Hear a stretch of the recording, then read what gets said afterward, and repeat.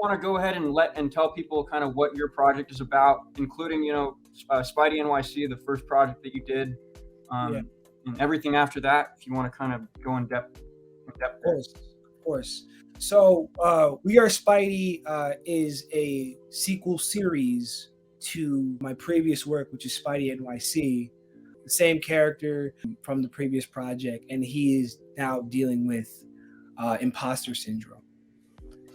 And his whole conflict is whereas NYC, he was like one of a few superpowered beings in New York, at least. So he's able to kind of steamroll any guy he goes up against, regardless if he can fight or not. He has powers, he has super strength. But then a year later, we go in to We Are Spidey. A lot of superpowered beings have kind of come out of nowhere, and they become too much for my character, which is a variant of Peter Parker, if it wasn't clear. I'm dealing with that imposter syndrome within the project, and because I've been humiliated, I've been embarrassed in front of the people in New York, so they're losing faith in me, basically. He's sent to a different universe, the main Marvel continuity, which we're calling Earth Prime in We Are Spidey, and he meets the classic version of Peter Parker and Miles Morales, and he sees these guys, and he's like, "Y'all make this look good. I'm out here looking goofy, and y'all look like y'all are doing this with ease." And that adds on to his imposter syndrome, and he deals with that like throughout the series, and with the help of like the other two Spider-Men, as well as his MJ, their MJ, and other characters around him, he realizes over time why he's worthy of being a hero, why he is exactly what New York needs.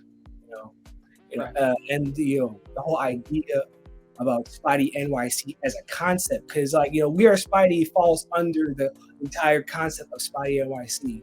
I wanted to create a version of the Marvel Universe that was way more realistic than 616 or the Ultimate Universe. The way I think about it is like Earth Prime, Marvel, like that's like expectation and what's ideal, and the NYC universe is reality. What it actually would be like. So if I were to have She-Hulk pop up in the NYC universe, she probably wouldn't be as hot as she is in 616 or Earth Prime. She'd probably be a lot more grotesque. But that's just one example. I'm not going to give away anything else, but that's kind of like what I'm going for, and giving it that more realistic baseline. It allows for a lot more down to earth, very grounded interactions. You go into Central Park of the NYC universe, it's gonna smell like horseshit, as it does in real life. Because I'm near Central Park almost every day, and it smells bad. And on that same token, you're gonna see probably like a couple like crackheads out and about. Yeah. And you mentioned that yours is a little bit more in line with like Daredevil, not in terms of maybe the tone, but in the approach to New York. You kind of you more realistic idea of what New York really is. Yeah. And it's like, again, like that's echoed in like again how the environment's portrayed. It's echoed in the casting. Because I have a very diverse cast, and I take pride in that. And if anyone has a problem with that, then that's on you. That's not I was going to make a point that when it comes to fan films, there's a different responsibility than it would be for a studio film, right? A studio film kind of has a responsibility to accurately reflect the comics or the source material to an audience, because the studio version of Spider-Man is what people think of when they think of Spider-Man, right? That the studio version is Spider-Man, to the world. But fan films have more freedom to kind of do your version of the character exactly as you want it. There are no studio mandates. There aren't any producers telling you have to do this, you have to do that, you have to do this. Everybody's able to go ahead and do exactly what they want. There's not a pressure of creating for an audience as much as there is for a studio film, because we're not making any money. We're making it out of passion because we want to see it. We want it to be a reality. So that's why I think fan films are so important, and they're so distinct from studio films. You're right. There is a responsibility for the studio to have the definitive version of the character in the movies. Although, like, if and this is wishful thinking, you know, if Spidey NYC was to ever get into like the mainstream, I feel like it would be well at home in like a Spider Verse movie.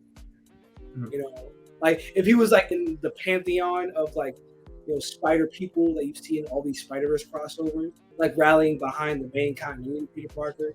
I feel like that's where he'd be most at home. You know, and like if I ever get to that point, then I'd be very grateful. I'd be very happy. Yeah. I can rest easy. Yeah, and our films are so different from each other, and our interpretations of Spider-Man are so different from each other. You know, I've always been on the record very grounded when it comes to Spider-Man. You know, I've never been wanting to go into the multiverse or go into space and stuff like that. I like Spider-Man being close to the ground and being a more grounded character overall. But over the years, what I've come to understand is that what matters is how Spider-Man impacts people individually, right? Spider-Man is going to impact me in a certain way. He's going to impact you in a certain way, right? So there's no right version to do Spider-Man. You know, for a character that's been done for 50, 60 years, everybody's going to take something different from him.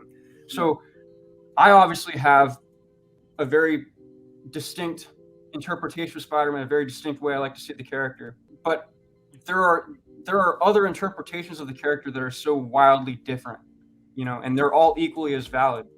And that's what I've come to realize over the years from being a teenager going my version or no version up to now, where it's like there is no definitive Spider-Man, Right.